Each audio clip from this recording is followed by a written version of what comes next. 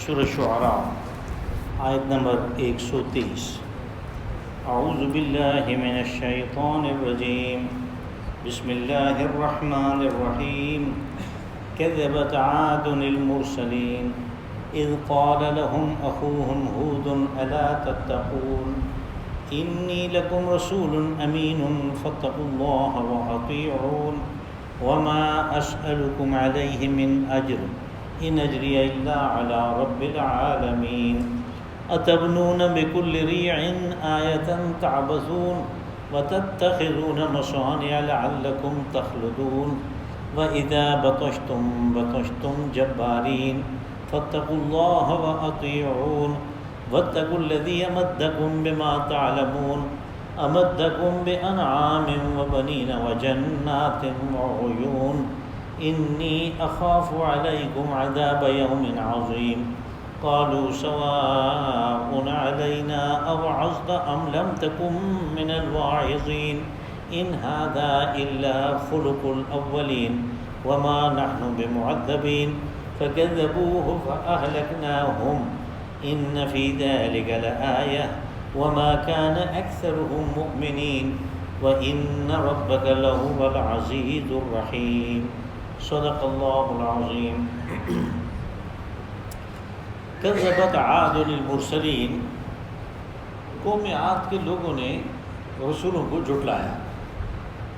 اذ قال لهم اخوهم هود الا تتقون، جبکہ انہیں ان کی طرف مبعوث کیے گئے رسول حضرت ہود علیہ السلام نے یہ کہا کہ تم اپنے کرتوتوں کے انجام سے ڈرتے کیوں نہیں؟ انی لکم رسول امین، میں تمہارے پاس ایک معتبر رسول کی طرح سے آیا ہوں۔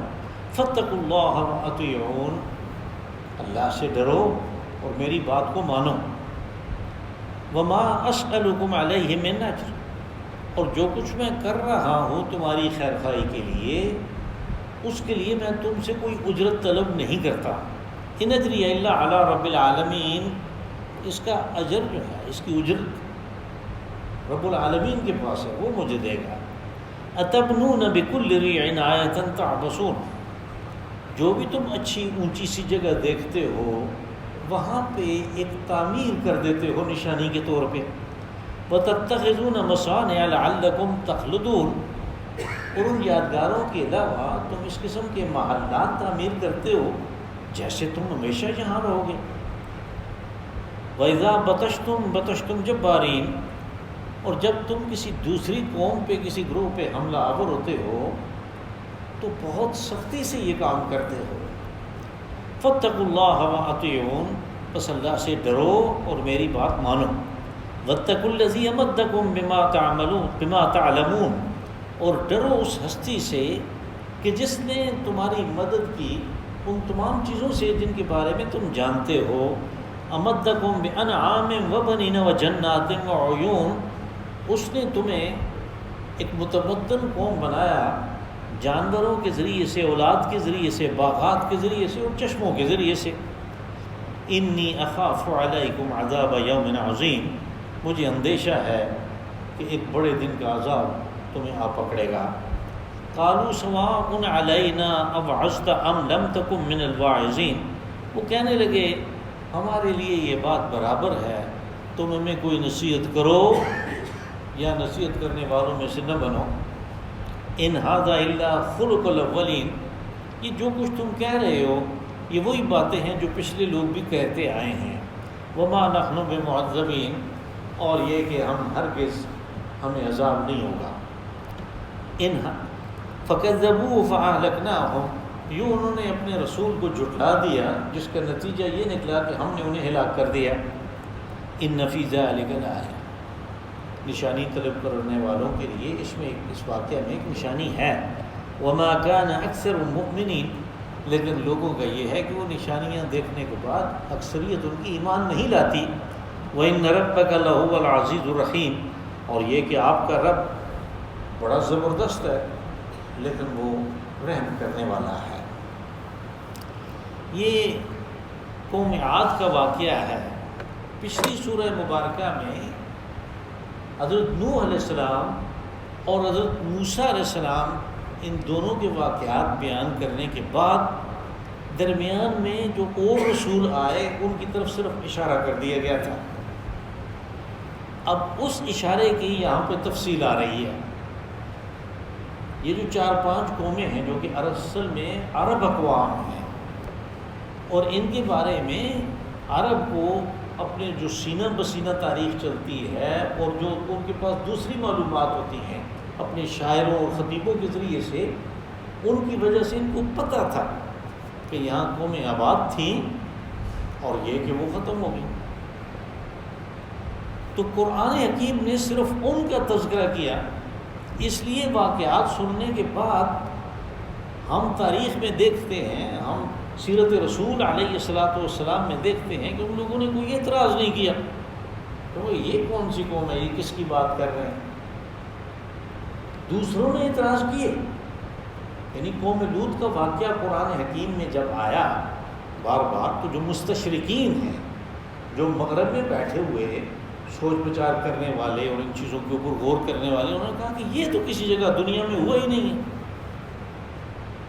لیکن پھر پچھلی صدی کے وسط میں جب ایکسکیویشنز کی گئیں ان مختلف جگہوں پہ معدنیات کے لیے، گیس اور تیل کی تلاش کے لیے، تو بحیرہ مردار کے کناروں پہ جو ایکسکیویشن تھی وہاں پہ اس بستی کے قوم لوط کے آثار ملے اور انہوں نے اس کو تسلیم کیا. بلکہ اب تو بالکل ابھی تو ایسی بات نکل آئی کہ وہ تو ان پتھروں کی نشاندہی بھی کر رہے ہیں کہ یہ اصل میں گندک ہے، سلفر، اور جلنے کے بعد اس کی یہ حالت ہوتی ہے. لیکن یہ ایسے طریقے پہ جلایا گیا کہ سارے کا سارا جل گیا، کیونکہ گندک کا اگر کوئی پیس اس کو جلائیں تو صرف اوپر سے جلتا ہے اور اس کی رنگت تبدیل ہوتی ہے، وہ سارا جلا ہوا ہے. اور انہوں نے کہا کہ ایسے ہزاروں وہ پتھر وہاں پہ پڑے ہیں جن کا تذکرہ قرآن پاک میں ہے کہ ہم نے ان کے اوپر سجیل کے پتھروں کی بارش کر دی. تو یہ واقعات جو ہیں یہ ان دو کے درمیان کے ہیں، حضرت نوح علیہ السلام اور حضرت موسیٰ علیہ السلام کے درمیان کے. حضرت نوح علیہ السلام کے بعد پہلی جو قوم ہوئی اور جس نے تمدن اور معاشرت میں کچھ ترقی کی، جن کی آبادیاں ہوئیں، وہ قوم عاد ہے. ان کی جگہ کون سی تھی؟ یہ وہ قوم ہے اقوام باعدہ میں سے، یعنی عرب اقوام جو ختم ہو گئی ان میں سے، کہ جو قوم بھی ختم ہو گئی اور ان کے نام و نشان بھی ختم ہو گئے. لیکن بتانے والے یہ بتاتے ہیں کہ یہ جو سعودی عرب میں ایک علاقہ ہے جس کو کہتے ہیں ربع الخالی، ایمٹی کوارٹر، ایک بہت بڑا ایریا ہے جو صحرا ہے. تو اس صحرا میں کسی جگہ احقاف ایک وادی تھی، وہاں پہ ان کی آبادیاں تھیں. اور پھر جب وہ معاملہ تہس نہس ہو گیا تو یہ لاکھوں کروڑوں اربوں ٹن مٹی اور پتھروں کے نیچے چلے گئے. ان کا نام و نشان جو ہے اس کا فی الحال پتہ نہیں ہے. کہا کہ کذبت عاد المرسلین، قوم عاد کے لوگوں نے رسولوں کو جھٹلایا. رسول تو ایک ہی تھے، حضرت ہود علیہ السلام، ان کی طرف مبعوث کیے گئے. اور میں نے گزارش کی تھی کہ چونکہ تمام رسولوں کی دعوت ایک ہی ہے، اس لیے ایک کو جھٹلانا سب کو جھٹلانا ہے. اور یہی بنیاد ہے جس پہ یہود کو کہا گیا کہ تم مسلمان نہیں، تم مومن نہیں. وہ جو بالکل سورہ بقرہ کے شروع میں ہے نا، وَمِنَ النَّاسِ مَن يَقُولُ آمَنَّا بِاللَّهِ وَبِالْيَوْمِ الْآخِرِ وَمَا هُمْ بِمُؤْمِنِينَ. اللہ نے کہا لوگوں میں سے کچھ ایسے بھی ہیں جو کہتے ہیں ہمارا اللہ پہ ایمان ہے، آخرت پہ ایمان ہے. فیصلہ ہوا کہ یہ مومن نہیں ہے. کس لیے؟ کہ انہوں نے اپنے رسول موسیٰ علیہ السلام کو، داؤد علیہ السلام کو، حضرت سلیمان کو اور حضرت عزیر کو اور دوسرے جو انبیاء تھے اور رسول تھے بنی اسرائیل کے، ان کو تسلیم کیا. محمد رسول اللہ صلی اللہ علیہ وسلم کی رسالت کو تسلیم نہ کرنا سب رسولوں کو جھٹلانے کے برابر ہے. کہا وما ہم بمؤمنین، یہ مومن نہیں ہے. یعنی یہی بنیاد. اسی لیے یہاں پہ جیسے میں نے پہلے بھی گزارش کی کہ جمع اس لیے آتا ہے کہ سب کی دعوت ایک ہے، ایک کو جھٹلانا سب کو جھٹلانے کے برابر ہے. کذبت عاد المرسلین اذ قال لهم اخوهم هود الا تتقون. اور کہا یہ اس وقت کی بات ہے جب ہود علیہ السلام جو کہ ان کی طرف رسول مبعوث کیے گئے، انہوں نے کہا کہ تم ڈرتے کیوں نہیں، کس چیز سے ڈرتے؟ یعنی جو خراب اعمال ہیں ان کا جو نتیجہ نکلے گا اس سے کیوں نہیں ڈرتے؟ اور یہ انسانوں کے ساتھ یعنی اس چیز کی وجہ سے انسانوں نے سب سے زیادہ ٹھوکر کھائی کہ غلط کام کیا، جھوٹ بولا، جھوٹی گواہی دی، رشوت کھائی، کم تولا، کچھ بھی نہیں ہوا، بے فکر ہو گیا۔ نہیں، یہ جو اخلاقی نظام ہے اللہ کا، اس میں تو یہ ہو ہی نہیں سکتا کہ غلط کام کیا اور اس کا غلط نتیجہ نہ نکلے، اس کا بھیانک نتیجہ نہ نکلے، لیکن اس میں وقت لگتا ہے۔ انسان جو ہے اس کی پیدائش، اس کی تخلیق میں ایک عنصر ہے عجلت کا، جلدی کا۔ خلق الانسان من عجل، ہم نے سورہ انبیاء میں پڑھا کہ انسان کی تخلیق جو ہے یہ عجلت اس کے اندر بائی ڈیفالٹ اس کے اندر عجلت ہے، یہ جلدی پسند ہے۔ اور آگے سورہ حج میں یہ بات واضح کی کہ ان یوما عند ربک کالف سنۃ مما تعدون، کہ تیرے رب کا جو ایک دن ہے وہ تمہاری گنتی کے 1000 سال کے برابر ہے۔ اب جو اللہ کے ہاں فیصلہ کرنے کے لیے اگر اس نے 10 سیکنڈ رکھے ہوئے ہیں تو ہمارے تو وہ 15 سال بنیں گے۔ تو یہ عجلت جو ہے یہ انسان فوراً نتیجہ چاہتا ہے، کہتا ہے دعا کر دی یا اللہ کشمیر کو آزاد کر، مسجد سے نکل گئے ابھی تک کشمیر ویسے کا ویسا ہی ہے، تو اس کو فوری نتیجہ چاہیے، جبکہ اللہ کے ہاں فیصلوں میں وقت لگتا ہے۔ اس نے کہا میں نے زمین و آسمان کو وہ کن فیکون سے پیدا کر سکتا تھا، لیکن 6 ادوار لگا، 6 زمانے لگے۔ یہ اس کی حکمت کا اور استدراج کا ایک طریقہ ہے۔ تو کہا کہ اخوہم، یعنی ان کے بھائی نے۔ اب یہ انبیاء اور رسولوں کے ساتھ یہ لفظ اس لیے آتا ہے کہ ان کی ایک دعوت بالکل اس ماحول میں عجیب و غریب ہوتی ہے۔ اب اگر اس کی شخصیت کے اندر بھی ایک اجنبیت اور غیریت ہو، باہر سے کوئی آیا ہو، تو وہ تو اس کی بات کو تو قطعی طور پہ ماننے کے لیے تیار نہیں ہو۔ یہاں یہ ان میں سے ہی ایک آئے تو وہ اس کی پہلے کی زندگی سے واقف ہے کہ اس شخص نے تو کبھی غلط کام نہیں کیا، اس نے تو کبھی جھوٹ نہیں بولا، اب یہ کیوں جھوٹ بولے گا؟ یعنی ان کی عقل کو ایک مہمیز دینے کے لیے ہر دفعہ یہ کہا گیا اخوہم، ان کے بھائی کو ان کی طرف بھیجو جو انہی میں سے تھا، انہی کے اندر پلا پڑا تھا۔ الا تتقون، کہ برے کام کرتے ہو تو اس کا جو بھیانک نتیجہ نکلے گا اس سے ڈرتے کیوں نہیں؟ انی لکم رسول امین، میں تمہاری طرف ایک معتبر رسول، یعنی ایک امانت دار رسول ہوں، اللہ کی طرف سے مجھے بھیجا گیا ایک امانت دے کے۔ اور وہ امانت کیا ہے؟ وہ توحید کی تعلیم ہے، اللہ کی ربوبیت کی تعلیم ہے، اور اچھے کاموں کی تعلیم ہے۔ کہ جو مجھے دے کے بھیجا گیا کہ یہ اپنی قوم کے لوگوں کو بتا دو، میں تو امانت دار ہوں، امین ہوں، میں نے وہ امانت ادا کرنی ہے، یہ میرا فرض ہے۔ انی لکم رسول امین۔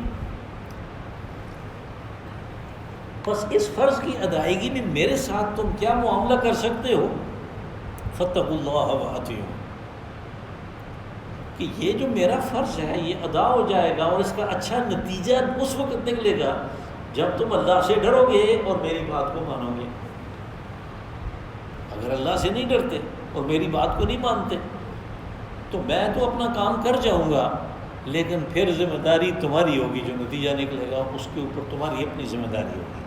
وما اسألکم علیہ من اجر، اب جو اس قسم کی کوئی تحریک نئی اٹھتی ہے تو اس میں لوگ سننے کے لیے اگر توجہ نہیں کرتے تو بعض اوقات یہ وجہ بھی ہوتی ہے کہ وہ تحریک والے جو ہیں وہ کچھ اجرت بھی مانگتے ہیں، وہ اپنی تحریک کو چلانے کے لیے وہ مدد بھی مانگتے ہیں۔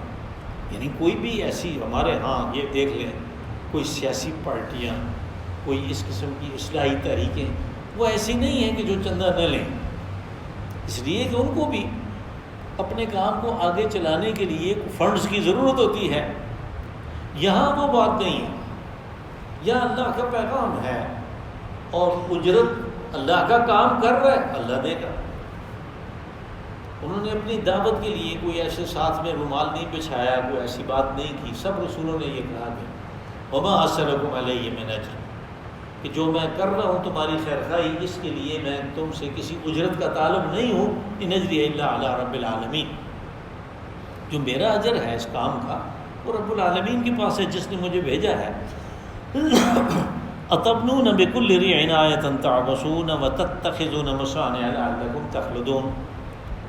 اب جو قوم عاد نے جو ترقی کی تمدن میں، یہ اس کی طرف اشارہ ہے، اس لیے کہ تمدن کی ترقی اور بلڈنگیں بنانا اور موٹر ویز بنانا اور ایئرپورٹ بنانا اور اس طرح کی چیزیں بنانا، یہ اس وقت بنا نہیں ہے جب اس میں دو شرائط ہوں۔ اگر دو شرائط پوری ہوتی ہیں تو اس کو شکوہ خسروی ہم کہہ سکتے ہیں، کہ شکوہ جو ہے کہ جو شان و شوکت آپ نے بنائی ہے وہ جائز ہوگی۔ پہلی شرط اس میں یہ ہے کہ یہ غریبوں کی جو حق ہے اس کو مار کے نہ بنایا گیا ہو، یعنی ایسے نہیں ہے کہ ایک طرف موٹر ویز ہیں، ایئرپورٹس ہیں، بڑی اچھی بڑی ایسی سہولیات ہیں جن سے لوگ لطف اندوز ہو رہے ہیں، بڑے محلات ہیں جن میں رہ رہے ہیں، محلات کے دامن میں، جھونپڑیوں میں لوگ سردی سے ٹھٹھر کے مر رہے ہیں، لو سے جلس کے مر رہے ہیں۔ اس تمدن کی اجازت نہیں ہے، اور وہ تمدن جو دوسری قوموں کے خون کے اوپر بنا ہو، یعنی ان کو مار کے ان کے وسائل کے اوپر قبضہ کر کے جو کام کیا، اس کی بھی اجازت نہیں ہے۔ یہاں پہ جو یہ دو آیتیں ہیں، ان میں اس پہلی چیز کی طرف اشارہ کیا حضرت ہود علیہ السلام نے کہ تمدن کا یہ ارتقاء، یہ جو کچھ تم بنا رہے ہو یہ کیا ہے؟ ریعن کہتے ہیں کسی بھی ایسی اونچی جگہ کو جو تھوڑا فاصلے سے بھی نظر آ سکے۔ تو ایسی جگہوں کو دیکھ کے ہر ایک پیسے والا، مال و دولت والا، وہ چاہتا ہے کہ یہاں پہ میرا گھر ہو۔ آپ گھوم پھر کے دیکھ لیں اونچی جگہوں پہ، آپ ڈونگری جائیں، وہاں پہ مشپوری کی طرف جاتے ہوئے دائیں بائیں طرف محلات ہیں، اور سب سے آخر میں نواز شریف کا محل ہے۔ مجھے نہیں اندازہ کبھی ایک دفعہ بھی گیا۔ وہاں پہ اللہ نے اس اتنی اونچی جگہ پہ چشمے دیے ہیں پانی کے لیے، زندگی کا راز ہے اس میں۔ اب وہ جو 7 چشمے ہیں جو آپ کو بڑے ٹینک نظر آتے ہیں جن میں وہ پانی آ کے لگتا ہے، ان میں سے ایک جو ہے وہ اس مال کی طرف موڑ دیا انہوں نے۔ اسی طرح بری میں ہے، اور پھر منڈرو ایک جگہ ہے پنجاب میں، یہ ڈیرہ غازی خان، وہاں پہ بھی یہی حال ہے، یعنی اتبنون بکل ریع آیۃ تعبثون، تم ہر جگہ پہ ایک نشانی اپنی بنانا چاہتے ہو جو کہ ایک عبث کام ہے، جو ایک فضول کام ہے۔ یہ تعبثون اس لیے ہے کہ اس میں انسان کو جس مقصد کے لیے دنیا میں بھیجا گیا، اس مقصد کی براری کے لیے تو کچھ بھی نہیں۔ وہ مقصد تو آخرت بنانا ہے، تم دنیا بنانے میں لگ گئے، اور جو بھی اچھی جگہ دیکھی وہاں پہ یہ اپنی نشانیاں بنانی، اس کو چھوڑنا شروع کر دیا۔ بِكُلِّ رِیعٍ آیَةً تَعْبَثُونَ وَتَتَّخِذُونَ مَصَانِعَ لَعَلَّكُمْ تَخْلُدُونَ۔ مصانع مسنع کی جمع ہے، مسنع کارخانے کو بھی کہتے ہیں، محل کو بھی کہتے ہیں، اونچے گھر کو بھی کہتے ہیں، یہ سب اس کے لیے استعمال ہوتا ہے، اور قلعے اور گڑی کے لیے بھی یہ لفظ استعمال ہوتا ہے۔ کہا کہ تم محلات بناتے ہو، تمہارا یہ خیال ہے کہ ان میں ہمیشہ رہو گے، تخلدون، ان میں ہمیشہ رہو گے، تو بھئی یہ گزرگاہ کے طور پہ یہ دنیا تمہارے حوالے کی گئی ہے، یہ ایک مسافری کی زندگی ہے، یہ آپ ایک سفر میں ہیں، تو جو ٹرین پہ بیٹھا ہوا ہو وہ اپنی سیٹ کی یا اس ڈبے کی ڈیکوریشن میں اگر لگ جائے تو سارے لوگ اس کو بیوقوف کہیں۔ وہاں پہ سکون کے لیے اگر وہ کام اپنا شروع کر دے، ساری محنت شروع کر دے، تو سب کہیں گے کہ بیوقوف آدمی، ابھی اسٹیشن آئے گا، اس سے اترنا، اور وہ واقعی اتر جائے گا۔ بالکل یہی مثال ہے، آدمی، یہ زندگی ایک سفر ہے، اس میں کوئی ٹھہراؤ نہیں ہے، کوئی مقام ایسا نہیں ہے کہ یہاں پہ ٹھہر جائے، نہیں جا رہا، اس منزل کی طرف بڑھ رہا ہے۔ وہ آگے سورہ انشقاق میں کہا یا ایھا الانسان انک کادح الی ربک کدحا فملاقیہ، تو گرتا پڑتا ہماری طرف آ رہا ہے، ملاقات ہو کے رہے گی۔ یہ ملاقات سے مراد یعنی رب سے ملاقات ہونی، حساب ہونا ہے، زندگی کا حساب ہونا۔ انک کادح الی ربک کدحا فملاقیہ، گرتا پڑتا تو آ رہا ہے، اب یہ آ رہا ہے، اس طرف جا رہا ہے، ادھر کا خیال ہی نہیں ہے۔ آپ اس کو کئی دفعہ میں نے کہا کہ اس مثال سے دیکھ لیں کہ ایک آدمی یہاں سے جاتا ہے ترکی، کہتا ہے میں جاتا ہوں استنبول، نہ اس کے پاس کوئی پیسہ ہے، نہ اس کے پاس کوئی چیک بک ہے، نہ اس کے پاس کوئی کریڈٹ کارڈ ہے، نہ کوئی ڈیبٹ کارڈ ہے، نہ کوئی کیش ہے، وہاں پہ وہ کیا کرے گا؟ اس کو تو چھوڑیں، اگر کراچی جاتا ہے ٹرین پہ بیٹھ کے اور اس کے پاس کچھ نہیں ہے، اور کراچی میں رہائش کے لیے کچھ نہیں ہے، وہاں سے ریلوے اسٹیشن سے اس کو لے جانے کے لیے ٹیکسی کا کوئی بندوبست نہیں، کچھ بھی نہیں ہے، وہ کیا کرے گا؟ ہماری یہی حالت ہے کہ جس عالم کی طرف ہم بڑھ رہے ہیں وہاں کے لیے ہمارے پاس کوئی تیاری نہیں ہے۔ تو اس لیے اس کو کہا کہ تخلدون، تم یہ اس لیے بناتے ہو کہ اس میں ہمیشہ رہو گے۔ وَإِذَا بَطَشْتُمْ بَطَشْتُمْ جَبَّارِينَ، اب وہ تو داخلی معاملات تھے ان کے جو پچھلی 2 آیتوں میں بیان ہوئے، یعنی تم محلات بناتے ہو اور عبث کام کرتے ہو، ہر اونچی جگہ پہ ایک نشان بناتے ہو، وہ داخلی معاملات تھے۔ اور اس کی دوسری فساد جو ہے، دوسری قسم کا فساد وہ خارجی ہے کہ دوسروں پہ حملہ کرتے ہو۔ بطشتم جبار، بطش کہتے ہیں پکڑنے کو، تو یہاں پہ یہ دوسری قوموں کے لیے، دوسرے گروہوں کے لیے، دوسرے انسانوں کے لیے استعمال ہوا کہ جب تم کسی پہ اوپر حملہ کرتے ہو تو اتنی زیادہ سختی کرتے ہو، اتنی مار دھاڑ کرتے ہو، بطشتم جباری، سرکش کی طرح، یعنی دوسروں کو انسان نہ سمجھنا، ان کے انسانی حقوق جو ہیں ان کا خیال نہ رکھنا، یہ جو ہے اس کو اللہ نے یہاں پہ بیان کیا۔ یہ ان کے خارجی تمدن کا جو خارجی فساد ہے اس کی طرف اشارہ کیا۔ یہاں پہ میں اس کی طرف اشارہ کرتا ہوں سورہ نمل میں حضرت سلیمان علیہ السلام کے واقعے میں، کہ جب بہت زیادہ یعنی اس میں تمدن کی بات ہے، وہاں پہ اس کی مزید تشریح آئے گی۔ فاتقوا اللہ وأطیعون، وہ صورت اس کے فوراً بعد ہے، بس اللہ سے ڈرو اور میری بات کو مانو۔ واتقوا الذی امدکم بما تعلمون، اب یہ یعنی عقل کو اپیل کرنے والی تمام چیزیں ہیں جو حضرت ہود علیہ السلام کہہ رہے ہیں، یہ انسانی عقل کو اپیل کرنے والی چیزیں۔ کہا واتقوا الذی امدکم بما تعلمون، اس اللہ سے ڈرو کہ جس نے تمہاری مدد کی، تمہیں بڑا بنایا، تمہیں طاقتور بنایا، ان چیزوں کے ذریعے سے، ان وسائل کے ذریعے سے جن کے بارے میں تم جانتے ہو کہ یہ تمہارے نہیں ہیں، یہ کسی نے تمہیں دیے ہیں۔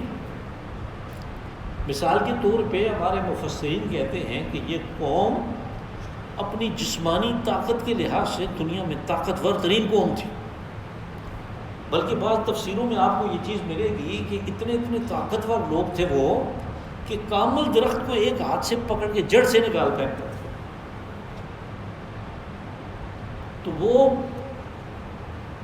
انہوں نے اس کے لیے خود تو کچھ نہیں کیا، یہ تو اللہ کی دین ہے، وہ جس کو دے، وہ اس بات کو سمجھے ہی نہیں، وہ اس طاقت کو سرکشی کے لیے اور دوسروں کو مار داڑ کرنے کے لیے استعمال کرنے لگے۔ جبکہ حضرت موسیٰ علیہ السلام نے جس آدمی کو ایک مکہ مارا اور وہ مر گیا، حالانکہ آپ کو اس کا قتل کرنے کا تو ارادہ نہیں تھا، آپ نے تو فَوَقَذَهُ مُوسَىٰ فَقَضَىٰ عَلَيْهِ، آپ نے تو اس کو ایک مکہ مارا تو اس کے اوپر وہ موت آ گئی، کوئی ایسا پنچ لگ گیا، کاری ضرب لگ گئی۔ تو کیا ہوا؟ سب سے پہلے انہوں نے مغفرت طلب کیا اللہ سے، اور پھر اس مغفرت کے ساتھ یہ وعدہ کیا کہ میں کبھی بھی اس قسم کی حرکت نہیں کروں گا، جو طاقت آپ نے مجھے دی ہے، کہا جو آپ نے مجھے طاقت دی ہے اللہ، تو میں اس کو کبھی بھی کسی کمزور کے خلاف استعمال نہیں کروں گا۔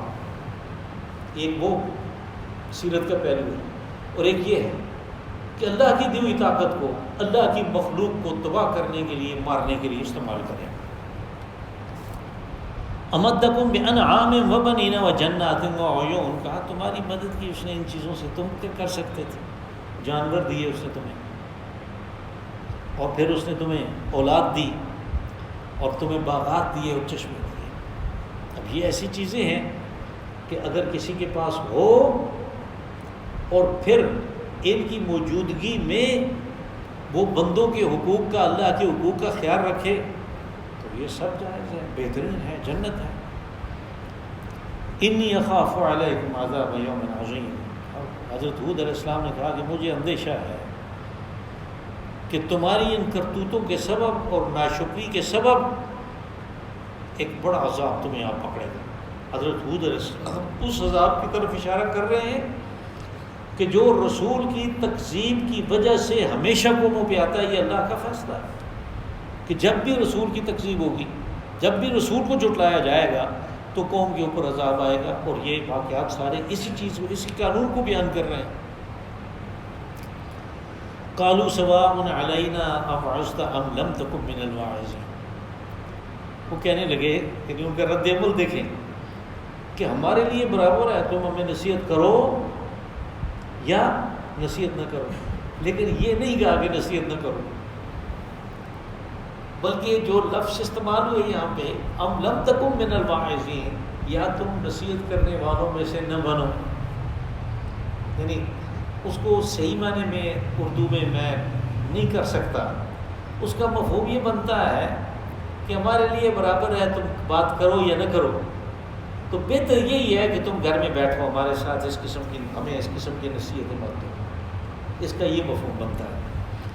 ان ھذا الا خلق الاولین، کہا کہ یہ کوئی نئی بات تو ہے نہیں، خلق الاولین یعنی یہ پہلوں میں بھی یہی بات ہوتی رہی، ہم سنتے آئے ہیں کہ وہ کہتے تھے قیامت ہوگی، عذاب ہوگا، لیکن کوئی عذاب نہیں آیا۔ وہ عذاب تو آئے، لیکن ان کے جو مفکر تھے، ان کے جو دانشور تھے، انہوں نے انہیں بتایا کہ نہیں، یہ تو قوموں کے ساتھ ہوتا رہتا ہے، اچھے برے، مسنا آباءنا الضراء والسراء، یعنی یہ تو پہلوں میں بھی ہوتا رہا، کبھی بیماریاں آ جاتی تھیں، کبھی کات پڑ جاتا تھا، کبھی یہ ہوتا تھا، اس کا تو اس دعوت کے ساتھ کوئی تعلق نہیں ہے، حالانکہ اس کا اس دعوت کے ساتھ بہت گہرا تعلق ہوتا ہے۔ تو کہنے لگے کہ نہیں، آپ گھر میں بیٹھیں، یہ باتیں ہم سنتے آئے ہیں پہلے سے، وما نحن بمعذبین، ہمارے اوپر عذاب نہیں آئے گا۔ سورہ احقاف میں آگے یہ بات بھی ہے کہ جب عذاب آیا تو وہ آندھی جو اپنے آگے ایک بہت بڑا پتھروں کا اور مٹی کا پہاڑ لے کے آ رہی تھی، جب دور سے آئی تو وہ کہنے لگے ھذا ممطرنا، کہ یہ ہمارے اوپر اللہ کی ایک نعمت آنے والی ہے، ابھی بارش برسے گی۔ تو وہ بارش کیا برسی، جب نزدیک آئی تو پتہ چلا کہ یہ تو تباہی ہے۔ تو وہ سارے کے سارے اپنی تمام محلات اور گڑیوں اور قلعوں ہر چیز سمیت اس مٹی کے نیچے دب گئے۔ فَكَذَّبُوهُ فَأَهْلَكْنَاهُمْ، کہا کہ اس قوم نے حضرت ہود علیہ السلام کو، جو کہ ہماری طرف سے بھیجے ہوئے رسول تھے، جھٹلا دیا۔ اس کا نتیجہ وہ تو نکلنا تھا، اس لیے کہ اللہ کا یہ قانون ہے کہ وہ اپنے رسول کو جھٹلانے والوں کو دنیا میں عذاب میں مبتلا کرتا ہے، اگرچہ اس کے طریقے مختلف ہوتے ہیں۔ وہ آگے سورہ مجادلہ میں اس قانون کو ایک آیت میں بیان کیا، کہا کتب اللہ لاغلبن انا ورسلی ان اللہ قوی عزیز، میں نے اپنے اوپر فرض کر لیا ہے کہ میں خود غالب ہو کے رہوں گا اور اپنے رسول کو بھی غالب کروں گا، یعنی جو جھٹلانے والے ہیں وہ مغلوب ہو جائیں گے، وہ ہلاک ہو جائیں گے۔ فَكَذَّبُوهُ فَأَهْلَكْنَاهُمْ إِنَّ فِي ذَلِكَ لَآيَةً، تو نشانی جو طلب کرتے ہیں کہ ہمیں کوئی معجزہ دکھاؤ، ہمیں کوئی نشانی دکھاؤ، پھر ہم آپ کی بات کو مانیں گے، تو کہا کیا اس طلب کرنے والوں کے لیے اس واقعہ میں نشانی ہے؟ نہ واقعہ کو وہ جانتے ہیں ان کو پتہ ہے کہ اس قسم کی ایک قوم تھی عرب میں، تو پھر اس واقعے سے وہ کچھ نہ کچھ انہیں چاہیے کہ وہ عبرت حاصل کریں۔ وما کان اکثر المؤمنین، لیکن نشانیاں دیکھنے کے بعد، اس قسم کے واقعات سننے کے بعد بھی اکثر لوگ ایمان نہیں لاتے۔ وَإِنَّ رَبَّكَ لَهُوَ الْعَزِيزُ الرَّحِيمُ، اس کا لازمی نتیجہ تو یہ نکلنا چاہیے کہ فوری طور پہ ان کو ہلاک کر دیا جائے، اور وہ کر بھی سکتا ہے، اس لیے کہ وہ العزیز ہے جل جلالہ، وہ غالب ہے، وہ زبردست ہے، لیکن وہ فوری طور پہ ہلاک نہیں ہوتے، ان کو وہ مہلت دیتا ہے اس لیے کہ وہ رحیم ہے۔